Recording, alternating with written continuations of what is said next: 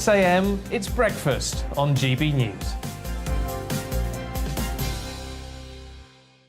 I'm Dan Wootton. Join me Monday to Thursday from 9 to 11 for the feistiest and most fun news debate on TV, where free speech reigns. I'll bring you a sharp take on the day's biggest stories, bombshell newsmaker interviews, and A-list guests. And I guarantee you, no spin, no bias, no censorship, and no reason to go to bed. That's Dan Wootton tonight, Monday to Thursdays from 9 on GB News.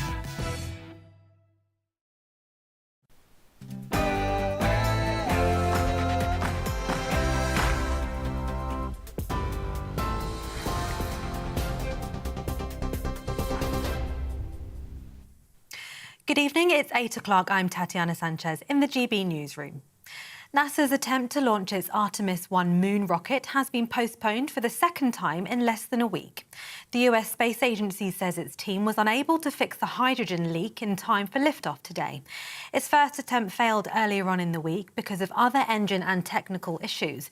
NASA Administrator Bill Nelson warns that it could be pushed back by more than a month. Well, the mission management team is meeting this afternoon. They're going to look at it. They're going to see, is there still a possibility now, or are they going to have to roll back into the vehicle assembly building? If they decide that's the case, then it'll be an October launch. Russia has shut down one of its main gas supply routes to Europe, stoking fears of fuel shortages this winter. The country's blaming German energy giant Siemens for a malfunction at its Nord Stream 1 gas pipeline, but Siemens says it was never asked to do the job. Moscow says it will stay shut until it can carry out repairs. It comes a day after G7 countries said they planned a price cap on Russian oil exports. Well, we're learning more about the pilot of a small plane who threatened to intentionally crash into a Walmart in the US state of Mississippi. Police say Corey Patterson stole a twin-engine plane at Tupelo Airport. He worked there for 10 years, where he was responsible for fueling planes. Tracking data shows him flying around in circles over Tupelo for hours before he landed in a field. Fortunately, nobody was injured. He's been charged with grand larceny and making terrorist threats. Bus journeys in England will be capped at £2 from January to help families struggling with the rising cost of living. The Department for Transport says the scheme could see some passengers save more than £3 per ticket. The cuts, which were announced by the Transport Secretary, will run for 3 months until the end of March. Grant Shapps says the next Prime Minister may decide to keep the scheme running if it's popular. It will be up to them how they prioritise funding. And I think, to be fair, they'll want to see how this actually works. Does it attract people to the buses? Does the simplicity of knowing that you'll never pay more than £2 for your bus fare for a single journey help attract people back to the buses? I think it will. But it will be great to be able to collect the data and then for decisions to be made from there. In the meantime, people know headed into the winter that this is a bit of real cost of living help. Avanti West Coast Managing Director has stepped down following a backlash over timetable cuts. The rail firm says Phil Whittingham will leave on the 15th of September. That's the same day new train strikes are set to take place. The company currently operates a significantly reduced service due to staffing issues, with only one train an hour between London and Manchester. TV, online and DAB+ radio, this is GB News. We'll have more news at the top of the next hour.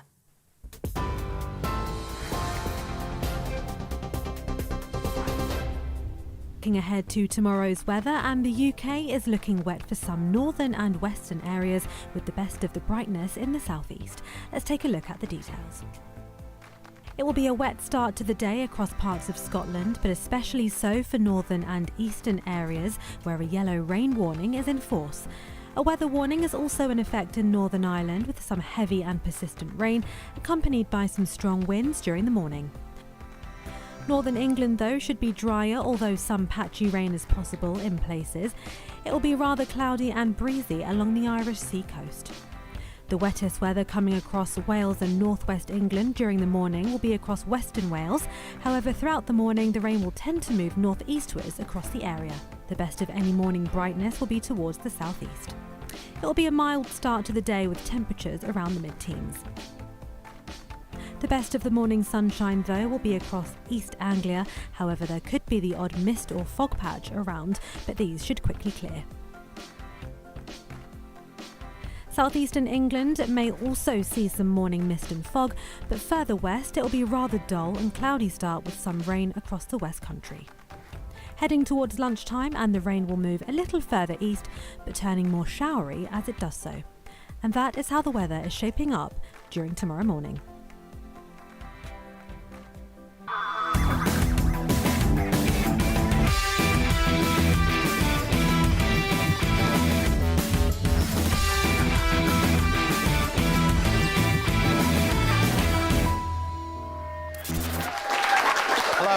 Welcome to Ministry of Offence, the show that brings the two sides of the political divide together in order to confirm that, yes, the other side really are terrible, terrible people.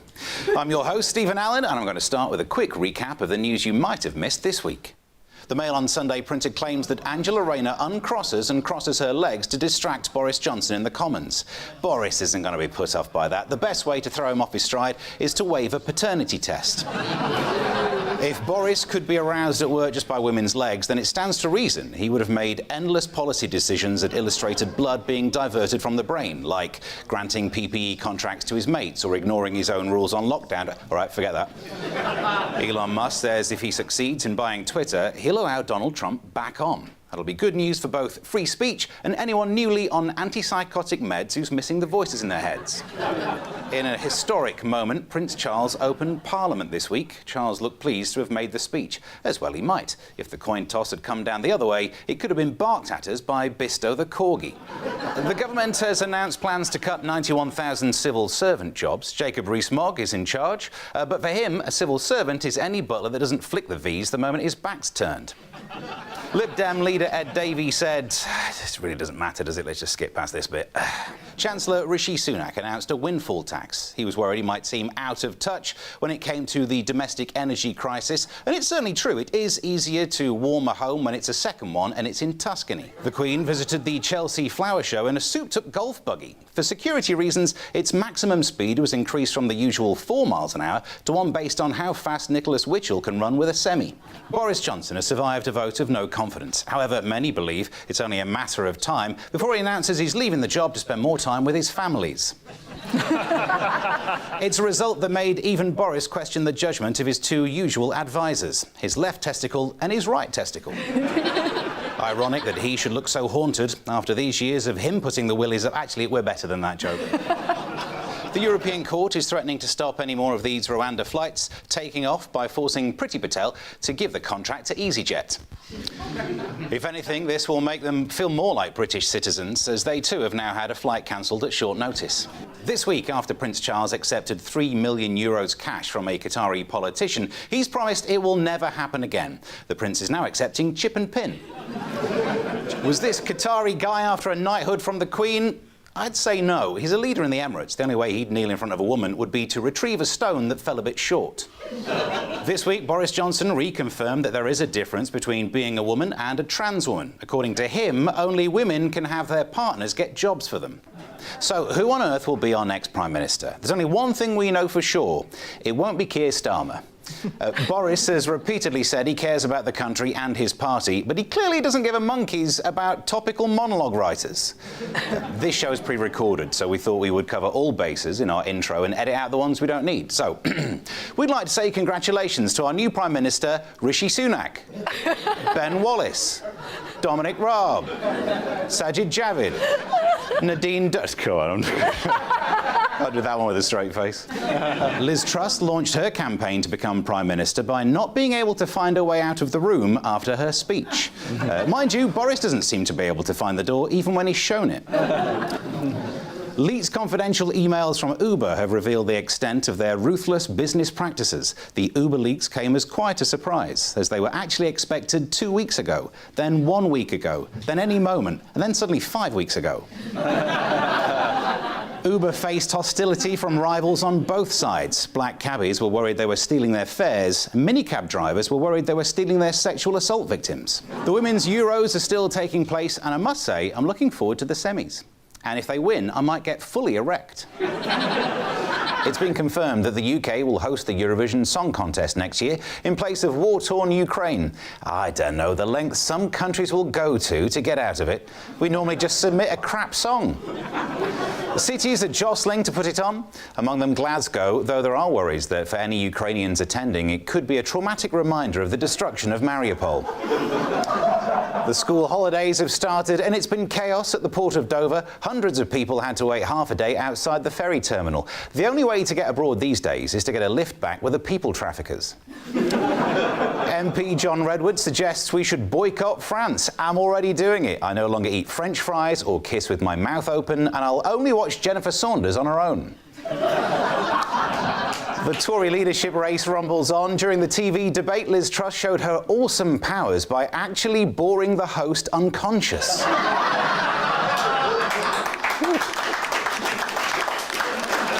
It was no laughing matter for host Kate McCann. This is the worst thing that's happened to her since that holiday in Portugal. Yes, the nation is nearing a drought, with parts of the southeast already drier than Carrie's Foof now that Boris Johnson is no longer PM. It's not just ministers' smartphones that may have been turned into recording devices. Apparently there was even an attempt to swap Jacob Rees-Mogg's carrier pigeon for a parrot. Luckily, Boris has an extra layer of password security. He's based them on the dates of his kids' birthdays, so hackers could never possibly access enough processing power to work out all the options. Keir Starmer has vowed to resign if police find him guilty of breaking the law over COVID restrictions. If Keir does stand down, it might take a while for Labour to find an equally effective and charismatic replacement, as there's a backlog at Madame Tussauds.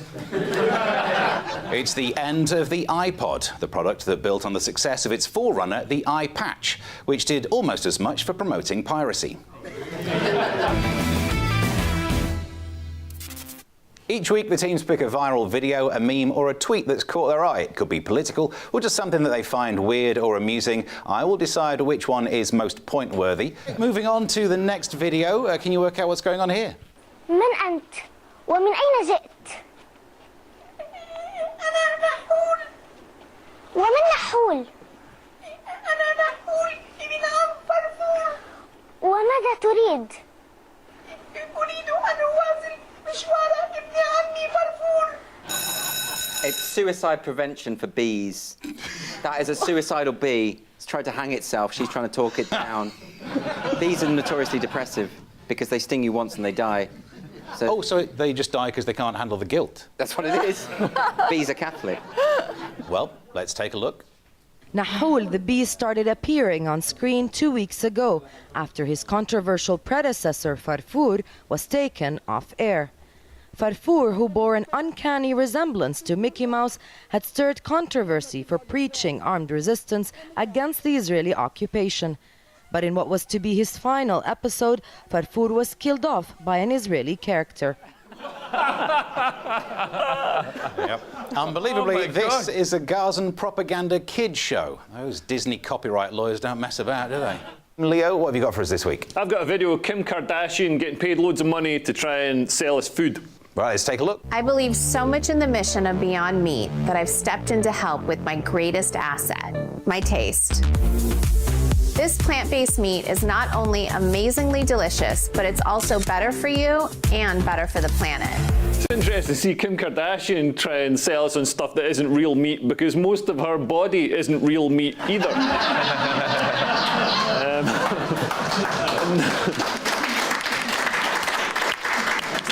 Although I would probably eat it, which I wouldn't do with vegan food. Vegetables are so great. Why are they always trying to make them look like burgers and steak and stuff like that? Nobody ever gets like a bit of filet mignon and tries to make it look and taste like broccoli. Vegan food isn't real food. It's the food you put on your plate next to your real food and then you scrape into the bin after you've eaten your real food.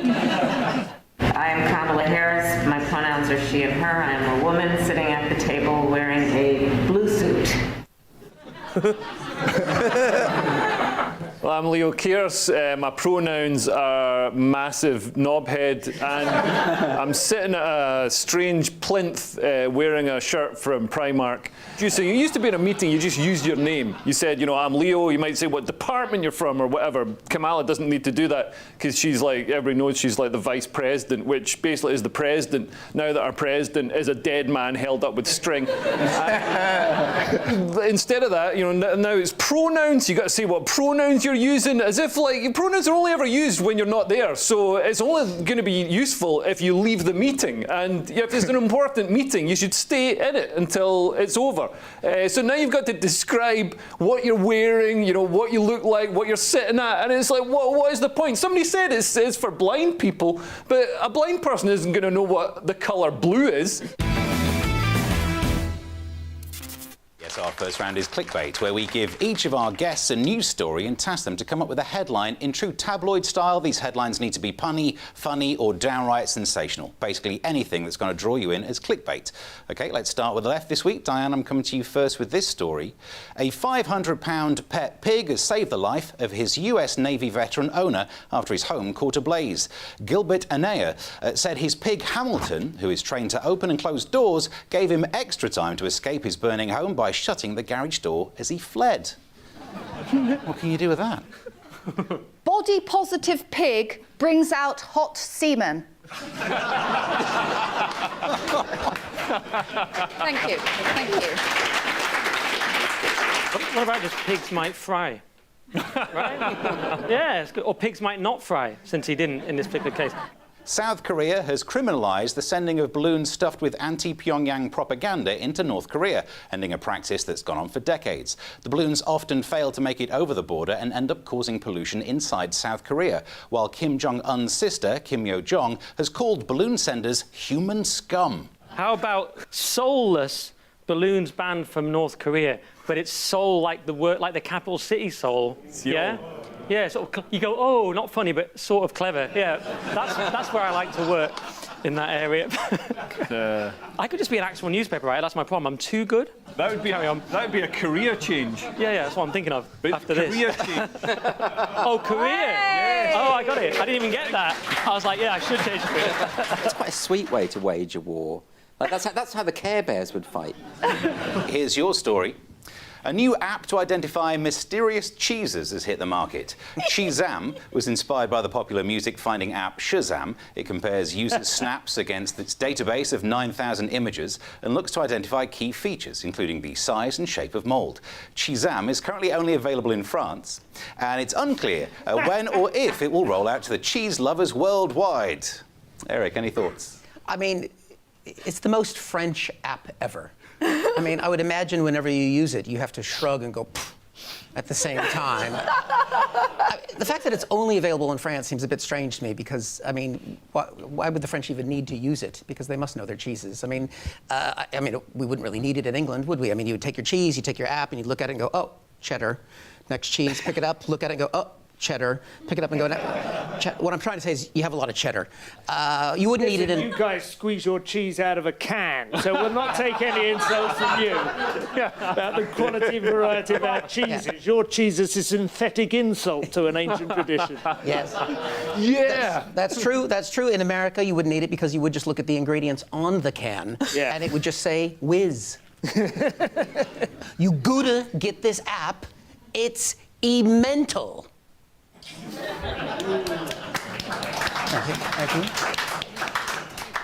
Damn, this is a good app. Because this app will let you recognise any cheese. You could say, with this app, nothing gets past your eyes. Because it's in France where they don't pasteurize their cheese. But also, it's pointless. You ever been in a shop that sells cheese and been like, oh, I wonder what this cheese is. There's no label on it. Oh. I would imagine it's when you come across a cheese in the wild, isn't it? Probably. Foraging.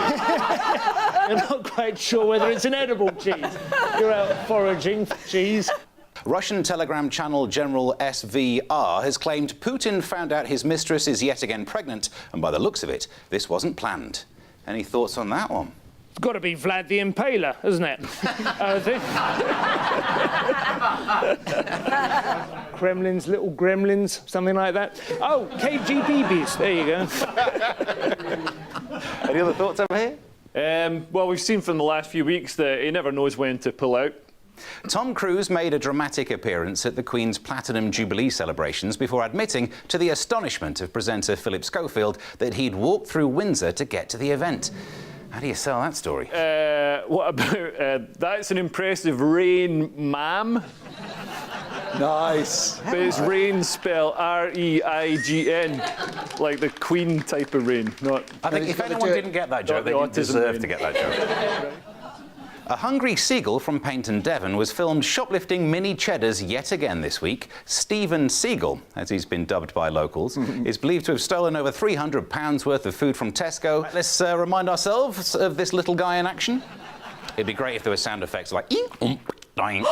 Oh my God. Oh my God. A seagull's gone into a shop and it's stolen, now it's trying to eat the packet whole. Oh no, he's breaking it. Oh, he's broken it open. That's quicker than I can do it. That video specifically, what I love about it is that seagulls can fly, but that guy is cocky enough to do this entirely on feet. He's sort of going, I could have flown in there, grabbed Chris and flown out again, but watch this. Nobody can stop me. I'm a bloody seagull. But I've got various ideas for this. Big girls don't buy. Gulls on film. Gulls just want to have fun. But my biggest issue with the pun here is Stephen Seagull. Every seagull in a story always ends up being called Stephen Seagull. And as a Stephen, and as a Steve as yourself, I feel our name has been massively appropriated for the seagull community. So I would like to give him a name specific to this, and I'm calling him Chris de Bird. A heartbroken couple who buried the remains of their beloved cat Lucky after he was hit by a car were shocked when the cat turned up alive and well. The distraught couple buried the moggy, but the next day, when the actual cat walked through the front door and tucked into its breakfast, they'd realised they'd buried someone else's cat. What can you do with that? Look what the cat dragged in. Itself. That's funny. Did you say that's funny? Yeah. Nick, you could just laugh, mate. I can't. You don't have to say that's funny, but thank you. I've done comedy for 11 years. I'm dead inside. That's funny. But I'll just say... OK, cool, all right. NHS doctors want to be able to work from home. Hospital consultants, who were forced to shield during the pandemic, say it proved they can safely care for patients through a computer on wheels. Dr. Doolittle. Because they're not doing very much. Yep. So you saw the story. It's about doctors working from home, right? I've got Netflix and ill. Netflix and chill is a phrase. Everyone watches Netflix at home. It was a work from home thing, so Netflix and ill. A vicious brawl between a man and a kangaroo has been caught on camera in Australia. The man is seen attempting to run away, only to fall over and receive a nasty stomping from the enraged roo. I think that the guy was defending his dog, that the kangaroo was going after his dog. So I'm going to go for pooch over pouch. Any more from over here? You wallaby starting something? 840 kilograms of cocaine was found stashed in a shipment of bananas sent to 2 supermarkets in the Czech Republic. I love the fact that there might be a drug mule somewhere stood in front of the cartel and he just hands them a normal banana. So I'm going to go with man detained at Gatwick with normal banana up his bottom. Well, lovely stuff. Let's head back to the right. Let's remind ourselves of the story. You do look at my brother in a particular way. I'm sure listeners have seen the memes. Oh my God, the I've memes had that of you so many I've times. seen the adoring memes. Nadine, I've asked you what he saw in you. Keir Starmer in the same way, and no one ever does memes of that, do they? Keir Starmer with her starry eyes. She hasn't flashed her ginger growler. I suppose there's got to be, you know, it's a question of degree, isn't it, at this point? I'm also thinking it's... He is not talking about me. Let's just clear that out. I appreciate I sometimes do work as one of Angela Rayner's stunt doubles. She can't be expected. Sorry, did you say stunt double? A mother has been slammed online after she installed pole dancing equipment in a child's room. A video of the mum practicing on the pole was shared, but quickly came under fire for dancing while the pole was erected in what looked like a child's bedroom with a cot in the background. And what headlines have you come up for this one? Is it unfit mother is surprisingly fit?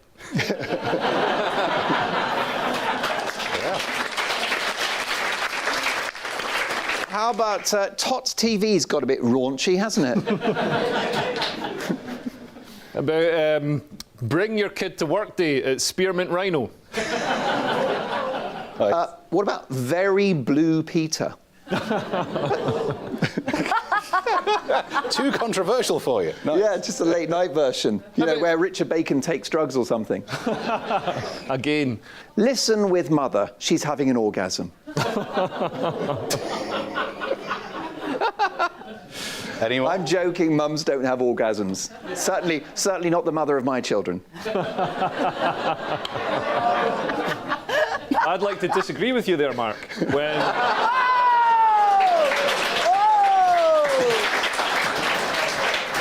Your mother, on the other hand. Are we actually doing your mum jokes? Is that the level of this show? We've got a big barrel and we're not afraid to scrape it. We're talking about your mum again. Damn! Let's move on to the red team, and here's Diane's story. A Ukrainian bakery in Kyiv has named a meringue and ice cream topped pastry after Boris Johnson. The cafe owner said he's not just a prime minister now, but also a croissant. Popular BJ bun apparently sells out within hours. What's your thoughts on that one? The thing about having the Boris bun, I suppose, is it's how to keep them, really. I suppose that they're best stored in the back pocket of a Tory donor. I'm going to go with doughy lump of crumbly fat has pastry named after him. Josh? Well, first of all, I'm not. It's called the BJ bun. That could be why it sold out. This actually is quite a nice story because at least the croissant version is going to stop people from going hungry. Diane, I'm coming to you first with this story. Police launched an investigation after an 11-year-old boy was called Shorty and Leprechaun in the street. Wiltshire cops decided the episode was serious enough to be recorded as a non-crime hate incident. I've got a sneaky feeling this boy was being bullied by people who weren't being very nice, and there were police nearby, and I think if the police did nothing in many ways, that would be worse. Maybe they could join in. Yeah, Tiny, yeah, you'll never become a firefighter. Join the police. Or something like that. But it is called bullying, which I'm pretty sure Leo considers a fundamental building block of our character. Bullying is fantastic. And also, Shorty and Leprechaun, they're not even offensive names. Oh my God, at my school there was a kid with one arm shorter than the other, and we called him Clock.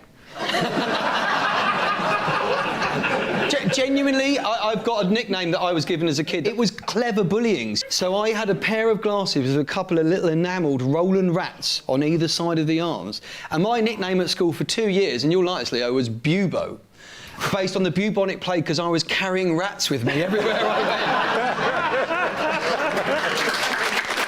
went. In my village growing up, there was a guy called Coupon, because his dad had won like about 5 shillings on the football pools in 1978 or something. So his dad was called Coupon. And then Coupon got handed on to his son, like a Scottish version of a hereditary peerage. A family on a river walk near Catford in London was shocked when they stumbled upon a large cache of firearms and ammunition that had been dumped in the water. The stash found by a teenager included a revolver and an Uzi submachine gun, as well as bullets. Local police said, please be aware when letting your children play in the river. Thoughts on that? It just goes to show how dangerous paddling can be in London. So if that is the case, I feel like the headline should be, it's not Catford anymore, it's Gatford. Yeah! I like that one. Street crime moves to stream crime. All right, now we're getting on a roll. Here we go.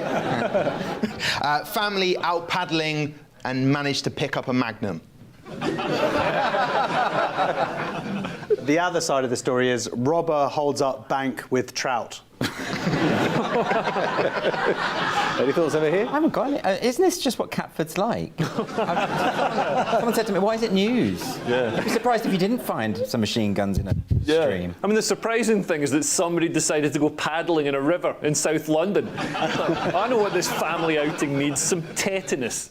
I believe it was found on a weekday, so the best headline couldn't be Uzi like a Sunday morning.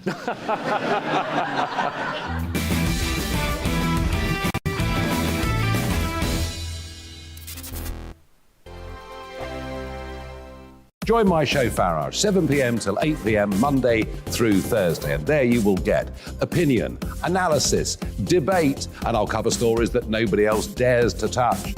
You've been cancelled. Join the club. Oh my goodness me. And then for the last 15 minutes, talking pints. We're over a drink. We have a civilised conversation with someone.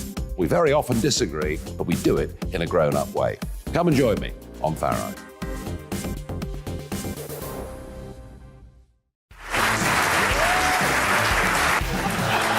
is Andrew Doyle. Join me every Sunday evening at 7 p.m. for Free Speech Nation. This is a show where we address current affairs and news stories of the week with the help of two wonderful comedian panellists. I brought in comics because I want to give it a lighter edge, and also they work for less. See you there.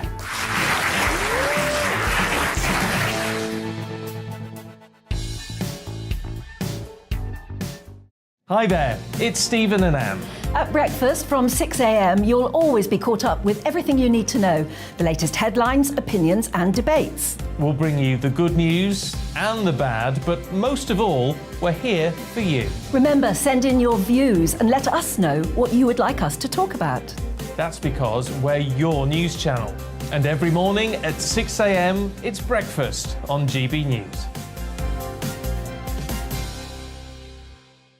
I'm Dan Wootton. Join me Monday to Thursday from 9 to 11 for the feistiest and most fun news debate on TV, where free speech reigns. I'll bring you a sharp take on the day's biggest stories, bombshell newsmaker interviews, and A-list guests. And I guarantee you, no spin, no bias, no censorship, and no reason to go to bed. That's Dan Wootton Tonight, Monday to Thursdays from 9 on GB News. Where would you like to go? Just take me to the studio, please, Matt. You know where you're going. I've got a show to do. Friday Night Feast on GB News, 7 p.m. And it's like nothing you've ever seen before. We take a different angle on the week's biggest news stories. The viewers and listeners set me some absolutely mad challenges to do. We tried to rehome a rescue dog. And yes, there's some other wacky stuff in there as well. I feel like I could take on the world. Well, that's that. Friday Night Feast with me, Patrick Christie's, every Friday, 7 till 9 p.m. on GB News. Be there.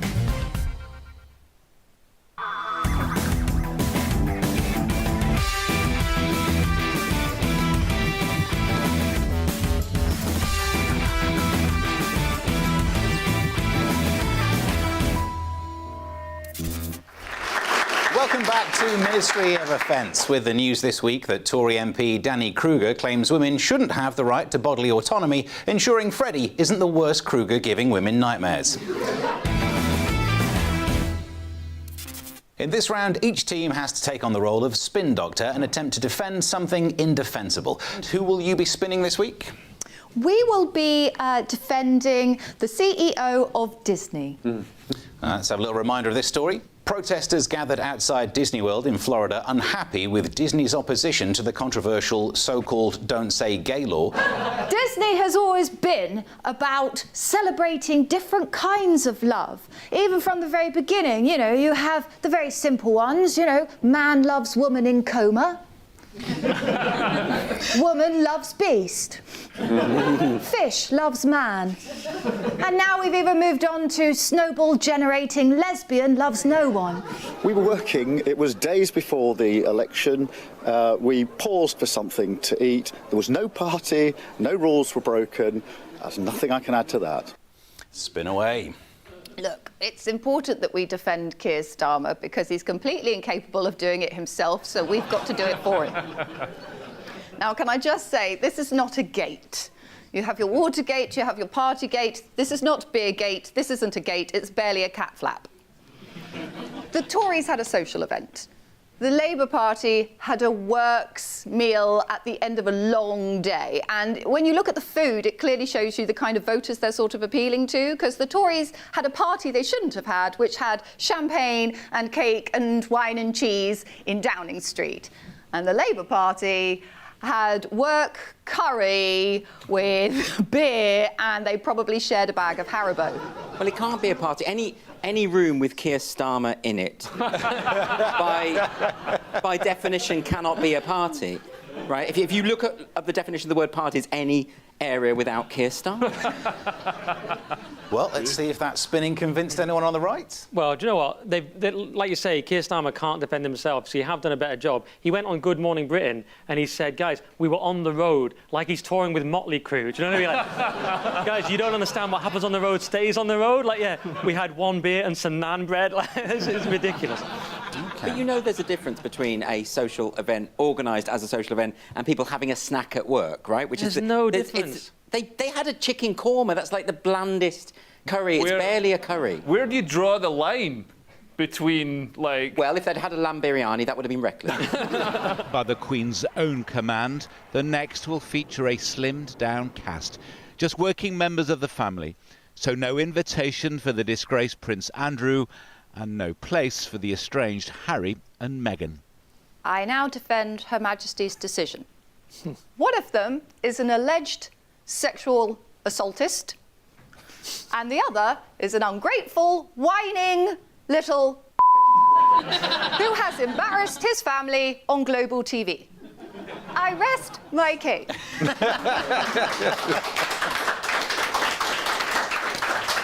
For legal reasons, which one's which? This week I've decided, Leo and your team, you're going to go first, and you will be defending the celebrities and royalty who have decided to publicly comment on the Rwanda immigration policy. I like that celebrities give their opinions and get involved in politics, you know, because Bono isn't going to live forever. So we need people like Prince Charles to get involved. I think more of this. I like to remember when Little Mix apologised to Syria for the bombs. It was hilarious. They tweeted out saying, we'd just like to apologise. And you can imagine the people of Syria thinking, oh, well, that's all right then, you know. We've got these drones and laser-guided missiles, but at least this, you know, girl band with no discernible talent is on our side. Syria's fine, but don't criticise Little Mix. You got to know where the public sympathies lie. I think, you know, people mock celebrities for giving their views, but I think if I want a view on the war in Ukraine, I'm going to go to Chaka Khan or something, you know. I'm not. Diane, your team will be spinning Labour leader Keir Starmer and the accusation that he's boring voters to death. OK, so he wears the same navy blue jacket, white shirt and plum tie every single week. He's like a cartoon character. But he's predictable. Isn't that nice? Wouldn't it be nice if during this time when Russia has invaded Ukraine, something we never thought would happen, cost of living crisis, never thought would happen, coronavirus pandemic, never thought would happen, wouldn't it be amazing if we had just one boring, stable, solid, beige guy just trying to get us through it all? He's been provoked into trying to seem interesting, which he's not. The tabloids want him to sort of mess up. Otherwise, they got nothing. What are they going to publish? Oh, Keir Starmer had sex with his wife, missionary position. Keir Starmer has a normal amount of children. Keir Starmer knows the names of his kids. And it's time for our next round, Lie Detector. A former stripper is selling a pair of socks she claims Prince Harry gave her in Las Vegas on the infamous night he was pictured partying with no clothes on in 2012. She's auctioning them along with a dress and a swimsuit she wore at the time and hopes to raise $1 million. Well, I know some people don't like Meghan Markle, but there's no reason to call her a stripper. The lie is she wasn't a stripper, she was a prostitute. What type of stripper takes the client's clothes off? How does she have the socks of the person watching her strip? So yeah, prostitute. Is it the Nazi uniform he was wearing when he used to be fun? Fun! Anti-Semitism. Fun! Oh, I think you'll find he wasn't actually an official member of the Nazi party. He was wearing it as a fancy dress costume, like sort of allo, or, you know... In like homage to his ancestors. Yeah. I can tell you the real answer then. It's that... Oh, wait a minute. No, Oh, wait, I think I've got it. She's selling. The answer She's selling underpants. She's selling underpants. The answer comes into shop. I looked. I didn't look. Yeah, but I did look. It's his underpants. She's selling. The answer comes into view on the auto cue. You can't win the points. I didn't look. I did look. I can tell you that the answer is she's selling a pair of black undies she claims Prince Harry gave her in Las Vegas that infamous night. Rumour has it that he doesn't wear pants anymore. He goes commando, as that's the closest he can get to being in the army these days. Boris Johnson's former aide Cleo Watson says every time she took the Prime Minister's temperature during lockdown, he would immediately demand to be given a lollipop. Watson said she was more like his nanny than a Downing Street Deputy Chief of Staff. What's the line there? How was he having his temperature taken? Because there's three options, isn't there? There's under the tongue, under the armpit, and up the bum. And if I know Boris, I know which option he'll have chosen, right? How well do you know Boris? Well, I've been taking his temperature for 20 years. by surprise. Cleo says that every time she tried to take his temperature, he would jokingly bend over. It's good to know that even he acknowledges that sometimes he's not sure which end he's talking from. Elon Musk's 76-year-old dad, Errol, has confirmed he's had a baby with one of his son's ex-girlfriends, taking his total number of offspring to 7. Closely following that revelation, the father of the world's richest man said he wasn't proud of Elon and suggested he was too fat. This is the real answer, I think. He had a baby with his stepdaughter, the old Woody Allen method. So this girl he'd raised her since she was a child. It's really kind of creepy. Well, I can tell you that is the correct answer. The real story is that Elon's dad, Errol, has now confirmed that he has 2 children with his stepdaughter, not Elon's ex, making them his step-niece, nephews and half-siblings, otherwise known as the Cornish side of the family. Which is less morally dubious? Your son's ex-girlfriend or your stepdaughter? Probably stepdaughter, Josh.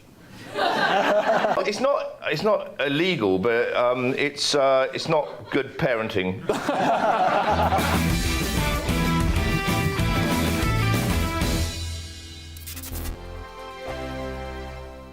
Join my show Farage, 7 p.m. till 8 p.m. Monday through Thursday, and there you will get opinion, analysis, debate, and I'll cover stories that nobody else dares to touch.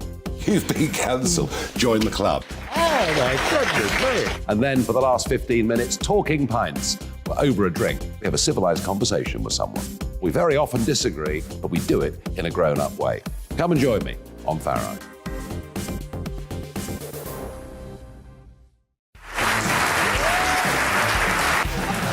My name is Andrew Doyle. Join me every Sunday evening at 7 p.m. for Free Speech Nation. This is a show where we address current affairs and news stories of the week with the help of 2 wonderful comedian panellists. I brought in comics because I want to give it a lighter edge, and also they work for less. See you there.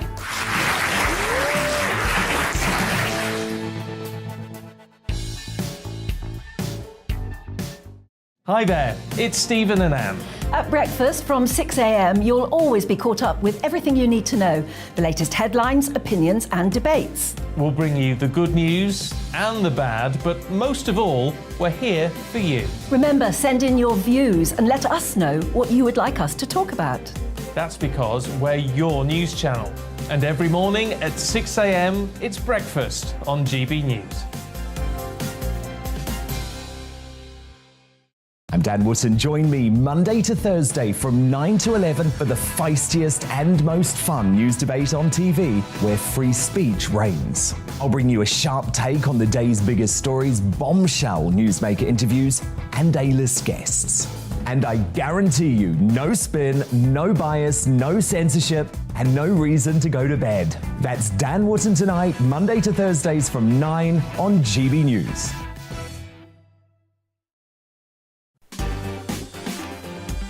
On Mark Dolan tonight, in The Big Question, with Meghan Markle pouring more scorn on the British royal family, is it time for Harry and Meghan to lose their royal titles? We'll speak to the former royal editor of The Sun, Duncan Larkham. Looking at tomorrow's papers, my all-star panel, including showbiz legend Christopher Biggins. Plus, in my big opinion, the energy crisis is the making of the woke West. And in my take at 10, the push for a cashless society is another attack on human freedom by corporations and the state. See you at 9.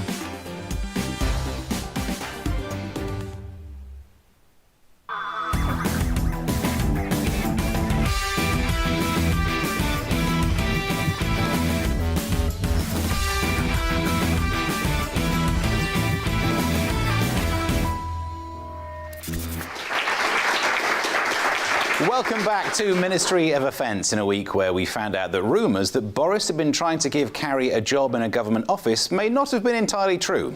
If anything, she was the one giving him a job in the office. We're still here with Leo Kearse, Fredo Isaac, Diane Spencer and Eddie Brimson, and it's time for our next round, Anti-Social Media.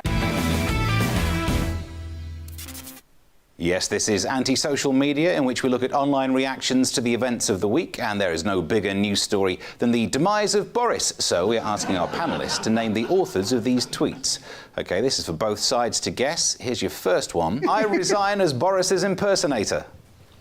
Who's that by? The Kearse Starmer. Any other ideas? Michael Fabricant, the one who has, like, the Vileda mop hair? Yeah, it's not, though. No. OK, here's your next one. I know that guy. I'm telling you, he doesn't think it's over. He's thinking there's a war. Weird happens in a war. Play for time. Play for time. I can still get out of this. I got a mandate. Members love me. Get to September. If MPs leave him in situ, there'll be carnage. Sounds like a grime artist. That's just the way I delivered it. You did well, mate. Any chance it's Kerry Johnson? No. Just because she didn't get a job and now she's just covering her own bum. OK, this is for both sides to guess. Here's your first one. Blank wants to captain the ship. The ship is the Titanic. What do you reckon that was? Is it the captain of the Titanic? And this tweet was actually sent before the Titanic launched. Is it Jacob Rees-Mogg? No, afraid not. Do we have to guess from the current Tory candidates? Can we guess from anyone? Yes. Who is it? Well, it's got to be Penny Mordaunt because she was a former military, and so it's about ships. OK, well, let's see if you're right. Oh, well done. Yep, it's Penny Mordaunt. OK, here's your next one. The thing that surprises me most about blank blank is that I didn't even know that Tolkien characters were eligible to become the British Prime Minister. Everyone's in on this. Rishi Sunak, he's tiny. I met him, he's tiny. He's like a hobbit, yeah. He lives in a little shoebox. The thing about Rishi, he's lure him out with a bit of cheese. Yeah. I think Leo's been a bit heightist as one, because Leo's like circus freak tall, but Rishi, it's not just that he's small in height, he's just miniature in all dimensions, isn't it? It looks like he's far away. He's shrunk down, and that's how he can stab people in the back so well. They don't realise he's getting in behind them till it's too late. Yeah, any other thoughts over here? It's got to be Jacob Rees-Mogg. Sort of as a sort of, you must go back to work. Get back to your desk. I think it's Tom Tuggenholt. Doing what, sorry? Tuggenhat. Tuggenhat. I think it's Tom Tuggenhat because that is blatantly a hobbit's name. Let's take a look. Hey! Yes! Very good. This week, our tweets are in honour of Rishi Sunak's campaign poster, which unforgivably misspelled the word campaign. Someone had one job, so we thought we should trawl through the internet and find our favourite celebrity typos. Here is your first one. It's unacceptable. There's a loophole allowing paedophile training manuals. That's why I want to protect children by blank.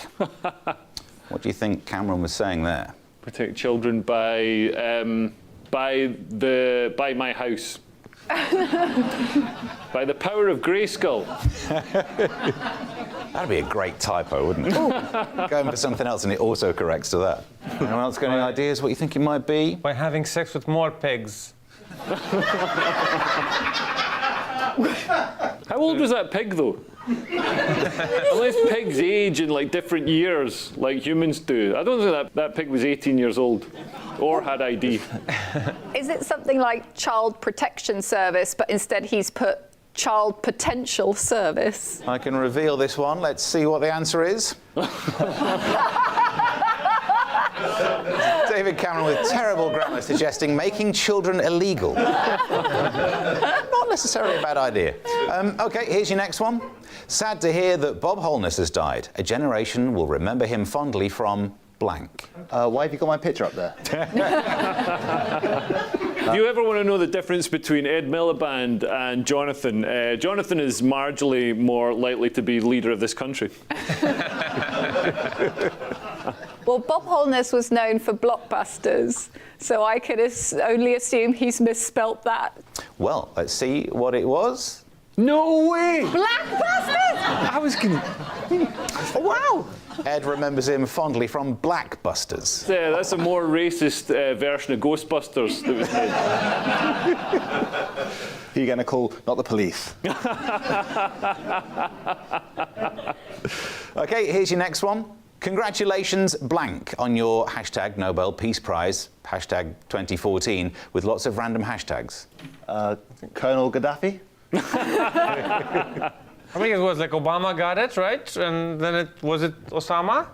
That's the classical. That would be, yeah. I know who got it. It was Malala. So I think she's put something like Mana. I mean, you're right about who won it. Now we're just trying to work out the typo. Oh. Oh, llama? No. Oh, no. La Mama. Melanoma. No, you're getting closer, though. Melania. No. Ma mama. Mo mana. La manama. I would love to see how the subtitle people cope with this. Let's find out the correct answer. Naomi Campbell. Malaria instead of malaria. So here's your next one. China steals United States Navy research drone in international waters, rips it out of water and takes it to China in blank act. This is clearly going to be like terrorist, but it's Trump, so it's going to be like, rips it out of the water and takes it in a tourism act. It's not that one, but it's, yeah, that neck of the woods. Could it be on the same vein? Could it be a terrific act? Is it aggressive? But he's, again, his phone's just autocorrect, so it's like, rips it out of water and takes it to China in an agoraphobic act. No. I'm loving this impression, by the way. It's like he's in the room. No, I'm going to have to give you this one. It's a difficult one, this one. The correct answer is it's Donald Trump accusing China of unprecedented behaviour. Which is ironic, because that's what happened to him himself. Yeah, wait till 2024, Steve. I will do, yeah. This is my plan. Keep living. OK, on to your next one. I'm ready to blank from day one. That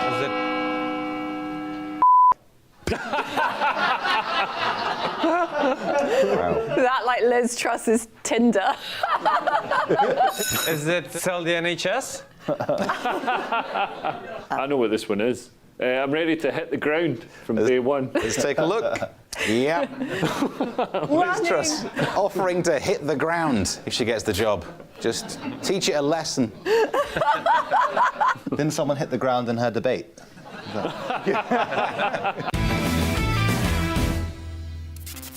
I'll be asking rapid-fire questions based on all of the news of the week. Our teams will have to buzz in to be the fastest answer to gain the point, so fingers on buzzers. What did a vegan activist do to get the sack from her job as a veterinary nurse?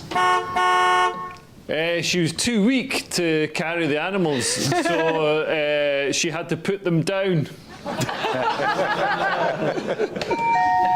Trained all the parrots to go, meat is murder. Did she go on about it? No, she hid a turkey. She hid a turkey that had been liberated in her shared accommodation at the Royal Veterinary College, where she wasn't allowed pets. So that was the problem. Doing what with a dog can land you a £5,000 fine. Oh, we're after. Yep. Hiding it in your room at the Royal College of Veterinary. Is it lowering it slowly on a rope into a high-end jewellery store to avoid capturing the infrared detectors? Driving with a dog unrestrained in a car. That's what you're not allowed to do. Wow. Name one item discovered at a mass Anglo-Saxon grave uncovered in Buckinghamshire. A dead Anglo-Saxon. What has a Manchester man tattooed on his feet to save money? Shoes, or smart shoes, or trainers or something, so it looks like he's wearing shoes so he can go into a nightclub. Yep, he's had a pair of trainers tattooed so he doesn't have to buy new shoes. Genius. This guy is one condom tattoo away from never having to worry about kids. What is the Queen's favourite takeaway? Friends can get you through a tough time. That's a takeaway from the Care Bears movie. It's not what's on the card. The Queen doesn't get takeaway. She's got chefs and stuff. She's not going to be like the Uber's going to rock up and she'll be like, oh, let me just find some change. I'd love that though, wouldn't you? She's like, have you got the burrito in there? This is the wrong drink. They bought the wrong drink. Charles, are you all right with 7-Up? What has a Cornish secondary school recently banned its students from doing on school premises? Putting cream before jam on scones. Oh, so close. Wearing skirts in a bid to make the uniform more gender neutral and combat inequality. According to scientists, what can keep you hay fever free? Not going near any hay. The correct answer is having sex. These scientists say that having sex can help your hay fever, according to a scientist with probably a wife with hay fever. What's unique about North Korea's new foreign minister? He's from Bournemouth. No. Any more? It's Donald Trump. He's on the run. No, it's a woman. Ooh. That's close enough. Yeah, Kim Jong-un has appointed the country's first female foreign minister who speaks English. Oh. That's not to do with being a woman. Is it not? But you're a woman and you can speak English, so... Oh, yeah, silly me. And that's the end of the quickfire round. And the winners are the blue team.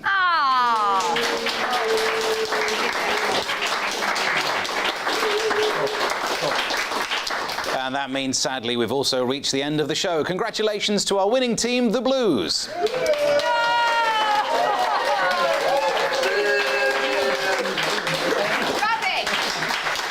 To the winners, your prize, a job as the Prime Minister's new ethics advisor. And to the losers, you won't be going away empty-handed. Wait, I'm just being told. It seems that the winners have just resigned as the Prime Minister's ethics advisor. So congratulations, you're the new Prime Minister's ethics advisor. Sorry about that. Thanks to our team captains, Leo Kearse and Diane Spencer.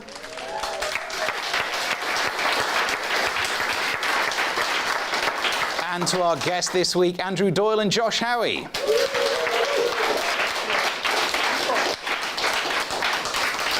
I've been your host, Stephen Allen, and we'll be back at the same time next week. See you then.